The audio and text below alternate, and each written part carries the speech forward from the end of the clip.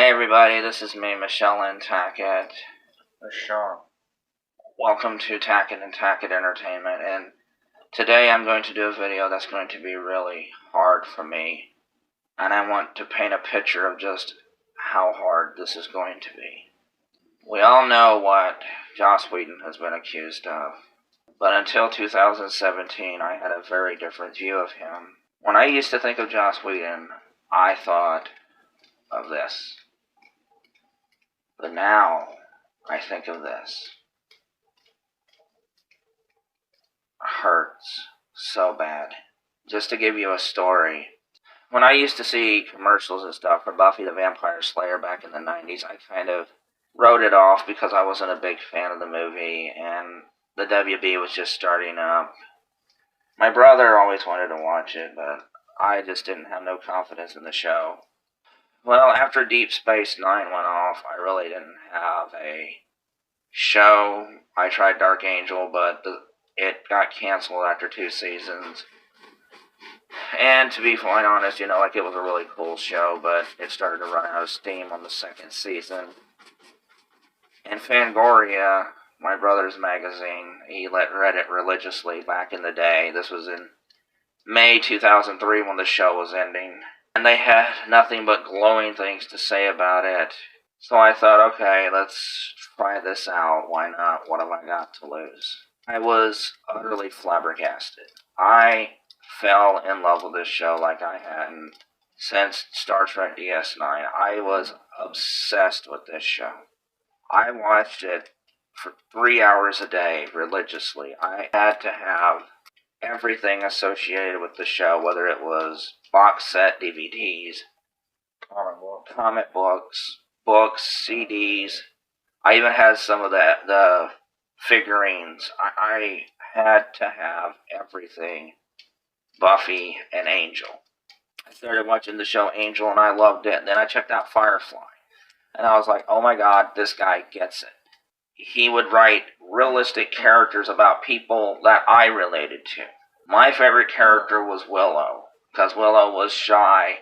And back in the day, I was shy. I did not feel comfortable talking to people. I just identified with Willow. I identified with Xander. I identified with Buffy. When I saw Willow and Tara, my mind started to open up about my sexuality and my identity, and I was like, oh my god, what is going on here? I tore through 7 seasons pretty quickly. And I was just like, oh my god, I found my favorite show of all time. I tried Angel, same thing. Firefly, same thing. I am somebody who would read the magazine, and I would do the questionnaires, in the back. And I would get most of them. If I got one wrong, I would actually go back to the episode and be like, oh yeah, that's what would happen. I've seen the seasons over 20 times. Joss really had a big impact on me. These accusations have drained me. And I'm not, and people are like, oh, it's just entertainment. You don't understand. I took care of my mother, and family was everything, but outside of Nintendo, I really didn't have a whole lot. I couldn't do a whole lot because I was disabled. Buffy gave me something to think about, to talk about. I didn't feel alone because these characters made me feel like I belonged. He took the outsiders and made them cool. He took characters that other creators didn't even pay attention to and said, you know what, it's okay, you're not alone. He also had an anti-bullying message and stuff. So to hear him talk the way or act the way he has to people is devastating. His work has hit home for me so much. The Body, my second favorite television episode of all time. I always rank it number 2. Once More with Feeling, a horror musical episode on television just absolutely blew me away. Everything that man did, I just had to watch, whether it's Dr. Horrible's sing-along blog, and then Dollhouse, which I thought was an underappreciated show. And I love the first 2 Avengers movies. And I know a lot of people may not know this, but did you know that Joss Whedon not only wrote the whole script for Toy Story, he also helped with the first X-Men script. He had a few lines in there, but he also wrote the original Speed. he didn't get no credit for it, but he was the main person behind the movie Speed. And don't forget about Cabin in the Woods. Yeah, but everybody knows he did that. I'm just saying, that was... Yeah, Cabin in the Woods, though, was an awesome movie. But the fact is, this part is about how Joss made me feel a part of a community. That I didn't feel alone and like a loser anymore. Art can have that kind of influence. I studied his writing. I started to figure out the way he wrote and stuff, and it actually had an influence on me. For years, I tried to write my book, The Buzzies, with no luck. But when I started to realize, like, oh, what Joss is doing is he takes characters with a unique world viewpoint and put them together. I started to realize that's what I should do. He even had an influence on my book series that I'm writing. The storytelling. There's no easy answers. Life can be beautiful, but it can also be rough sometimes. By 2011, I started to wonder. Whenever we would watch TV interviews or movie interviews, to me, he seemed so smug, full of himself and condescending. I was like, wow, for someone who's supposed to be, such a great person and everything, he seems just so smug. And I just like, maybe he's just acting silly. I don't know. Well, so I kept always wondering, like, why the Charisma Carpenter Cordelia angle in season 4.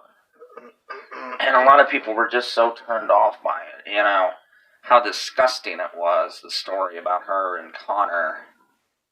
Wow, I don't even want to tell what happened, but, And I just started going, like, spoiler warning for people who haven't seen Angel. Cordelia dies in season 5. She didn't want that.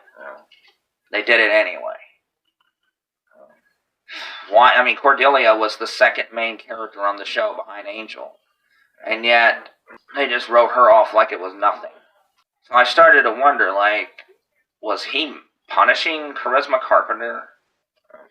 Yeah, it turned out he was. Here's another thing, like, the way he would talk about religion and religious, even though I think he did a good job, like Joyce was religious in Buffy. So with Buffy herself, that she was kind of spiritual and stuff, and yet he wrote these characters so well-respectedly. But the fact is, when you hear him in audio commentary, he had such a disdain for anyone who believed in God or, religion. And it turns out that he was really venomous to Charisma Carpenter because of her religious beliefs. You're disgusting, Joss. I just want to say, not to me, I'm trying to get political, but everyone always complains about Ted Nugent, Yeah. People like that, James Woods, and people like, they're right-wing, they're mean, they're right-wing, they're horrible. But you know what, that's true, but Joss Whedon was not a conservative. No. He wasn't. Harvey Weinstein was not a conservative. No. Right-wing conservatives can be bad, but they don't own the market on being a jerk. Yeah. That can be anyone. Fast forward to the things we missed. 2009, Charisma Carpenter did an interview. And she said that her relationship with Joss had been strained. That should have been, I don't think I paid attention to the article. I should have, but I think I didn't read it. And I was just sitting there like, when you read the interview with her, you're just sitting there like, oh, wow, like, that should have been a big red flag for anyone who actually did read it. Other clues. Sarah Michelle Gellar would not go to conventions. She did not like to be referred to as Buffy. She did not want Joss Whedon's name mentioned. His wife was never really talked about except in a few instances. And he always had this dark view of love. Like, nobody was allowed to be happy. So when his wife divorced him and talked about all the infidelity and all the verbal abuse and stuff that he did to her, really, we shouldn't have been surprised.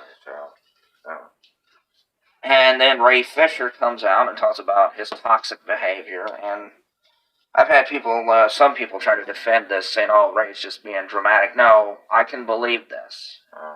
The man has too much of a history of abusing people. It wasn't James Marsters' fault that Spike got popular. And then he just gets him up against the wall and starts shouting in his face. And I'm like, this kind of behavior does not need to be tolerated. No. Do not overlook this. So I mean, this has nothing to do with race, with political party, with gender. I mean, you know, look at J.K. Rowling. Yeah. Some people are just jerks. Yeah.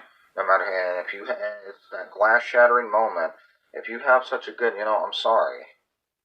I mean, you know, if you have a glass shattering moment of these, like, oh, but they're our heroes. They inspired us. Well, you know what? Sometimes your heroes just ain't always what they were meant to be. I just gotta say this. People are like, well, what do we do? Do we still watch the shows? That's up to you. Can I say? Sure. I say yes. Yes. Don't take it out on the actors. The actors, Buffy, Xander, Willow, Allison Hannigan. Don't take it out on them. Right. It's not because if you stop watching the show, actually you're punishing them. Yeah. Watch the shows. You don't have to like Harry Potter. I'm still a big Harry Potter fan, though I can't stand J.K. Rowling. I can't stand her. I'm doing it to support Daniel Radcliffe and them. Yeah. So don't take it out on the show, folks. Just don't. I know, but really though, like if people are like, "Hey, I can't do it anymore," I understand. That's fine, but don't. Yeah. I wouldn't do it. I wouldn't. Because you're not going to stop watching Buffy, are you? No. I'm just saying, but I would respect people though who say I can't do it. That's fine. Yeah, I'm just saying they shouldn't. Yeah, because Joss Whedon's behavior should not punish everyone.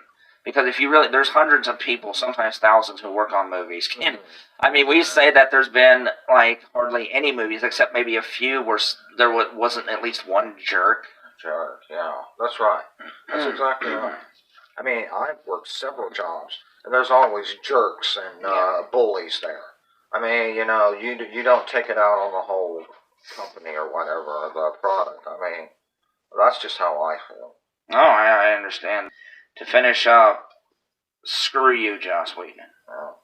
When I was homeless, like, had no friends and stuff, your work helped me feel better about myself. It helped me build confidence, believe in myself. And I know people think, if you think that's silly, I'm sorry, but art can have that kind of power on people. Oh. He gave me a world to feel safe in, and it's tragic to me that something that helped me feel so good about myself, the man who created this, was being so abusive and terrible to other people and tearing them down behind the scenes. I'm just saying, though, you don't have to lose faith in the show. No, I'm not saying, you know, and I hope people are like, oh no, if they don't do the Buffy reboot or whatever it's going to be without Joss, let them do it. Let them take it away from him. Take his name off of this. Let the franchise survive, and let his career needs to die. Joss Whedon, J.K. Rowling, people like this who are toxic and cause problems, their careers need to go. From this point forward, I hope Joss Whedon does not get another thing to do. You don't deserve it, Joss. You destroyed people like Charisma Carpenter. You got Ray Fisher fired from, you know, the Flash and stuff. And, you know, Ray Fisher didn't do nothing wrong. He didn't do nothing wrong but speak his mind. So I want you to know how hard this is for me. This is just someone trying to be a social justice, whatever you people like to call, you know. This was from a Whedon fanatic who religiously watched the TV shows, movies, books, comics, everything. And I can attest to that. Yeah. Screw you, Joss Whedon. Your TV shows and stuff will be remembered, they will. But you need to be a relic of the past. And now, we're going to do our sales pitch. This is me, Lynn Tackett. This is Shawn. And we would like for you to hit that subscribe button. I noticed that over 70% of the people who watch us aren't subscribed. Hey, what are you waiting for? It's free. Just hit that red subscribe button. Hit the notification bell so you'll know when we're going to post another video. Please thumbs it up and comment if you like. And please join our Patreon. Patreon helps us get more money so we can do better videos with better equipment. And that's always better, you know. So we have social media that you can join. The links are in the description below. So thank you, everyone. Keep supporting Tackett and Tackett Entertainment. And really quick, just before, if you do join our Patreon, you'll get little extra bonuses, like you'll get early access to episodes of Mr. Monkey, Mr. Hopper. And who wouldn't want to miss that? Yeah, I know. Bye, everybody.